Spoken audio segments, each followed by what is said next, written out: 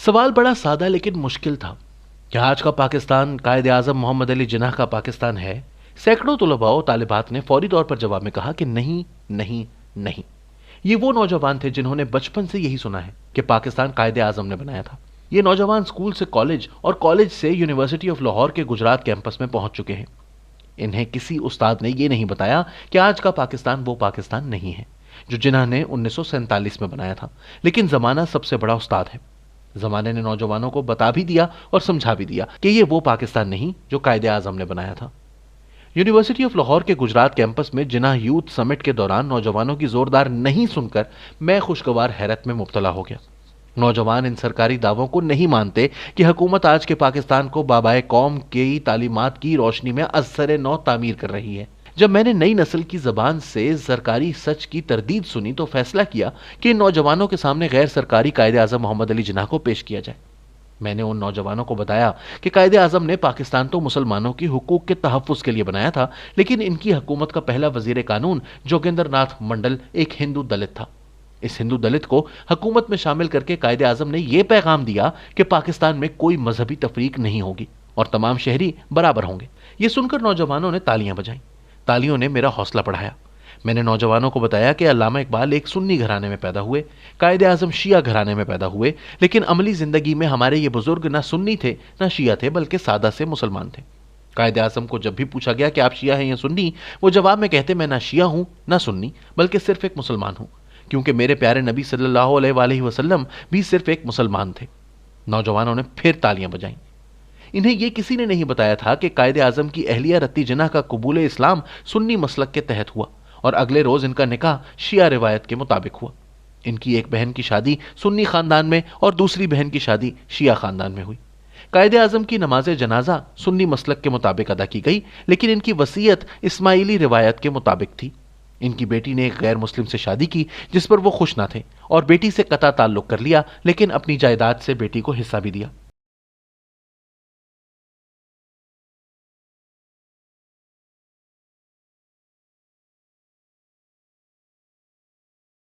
आज पाकिस्तान के हर सरकारी दफ्तर में कायदे आजम की तस्वीर आवेजा है और करेंसी नोटों पर भी कायदे आजम की तस्वीर नजर आती है। 25 दिसंबर को बानिया पाकिस्तान का यौम पैदाइश और 11 सितंबर को यौम वफात भी मनाया जाता है, लेकिन रियासत पाकिस्तान कायदे आजम की तालीमात से कोसों दूर नजर आती है। वो कायदे आजम जिन्होंने 1919 में रॉलेट एक्ट के खिलाफ असम्बली की रुकनीत से इस्तीफा दे दिया था, आज उसी कायदे आजम के पाकिस्तान में अराकीन असम्बली पर अंग्रेजों के बनाए हुए कवानीन के तहत बगावत के मुकदमे बनाए जाते हैं। वो कायदे आजम जिन्होंने 1929 में असम्बली के फ्लोर पर भगत सिंह जैसे इनकलाबी के हक में तकरीर की, इसी कायदे आजम के पाकिस्तान में भगत सिंह को सरकारी तौर पर तहरीक आज़ादी का हीरो तस्लीम नहीं किया जाता। आज पाकिस्तानी कौम को यह सरकारी सच तो बताया जाता है कि हुकूमत ने एक बिल पास करके जायदाद में खवातीन के हक को तहफ़्फ़ुज़ दे दिया है, लेकिन यह नहीं बताया जाता कि कायदे आजम ने 16 सितंबर 1937 को central legislative assembly of India से एक शरीयत बिल मंजूर करवाया था, जिसके तहत जायदाद में मुसलमान खवातीन के हुकूक को तहफ़्फ़ुज़ दिया गया था। दिलचस्प बात यह थी कि कुछ मुसलमान जागीरदारों ने कायदे आजम को शिया सुन्नी की बहस में उलझाने की कोशिश की, लेकिन आखिर में असेंबली के तमाम शिया और सुन्नी अरकान ने सिर्फ मुसलमान बनकर कायदे आजम की तायीद कर दी। वो कायदे आजम जिन्होंने पाकिस्तान बनने से 10 साल कबल खवातीन को जायदाद में हिस्सा दिलाने के लिए कानून मंजूर कराया, उस कायदे आजम के पाकिस्तान में आज एक नया कानून तो बना लिया गया, लेकिन अभी तक खवातीन को जायदाद में हिस्सा नहीं मिलता, क्योंकि यह पाकिस्तान दरअसल कायदे आजम का पाकिस्तान नहीं। यहां कानून हर ताकतवर की लौंडी बन जाता है। जिन लोगों ने अपने सरकारी दफातर में कायदे आजम की तस्वीर लगा रखी हैं, वो कायदे आजम के पाकिस्तान में एक टेलीफोन कॉल के जरिए मीडिया पर गैर एलानिया सेंसरशिप लगा देते हैं। दरअसल इनको किसी ने बताया ही नहीं कि कायदे आजम तमाम उम्र आज़ादी सहाफत के सिर्फ ज़बानी कलामी हामी नहीं रहे, बल्कि उन्होंने कई सहाफ़ियों के लिए खुद आवाज़ बुलंद की। मुंबई क्रॉनिकल के एडिटर के खिलाफ डिफेंस ऑफ इंडिया रूल्स के तहत कार्रवाई हुई तो कायदे आजम ने इनके हक में असेंबली में तकरीर की। 13 मार्च 1947 को उन्होंने मुंबई में सहाफ़ियों के एक वफ्द से कहा कि मैं तवक्को रखता हूं कि आप कभी किसी से नहीं डरेंगे।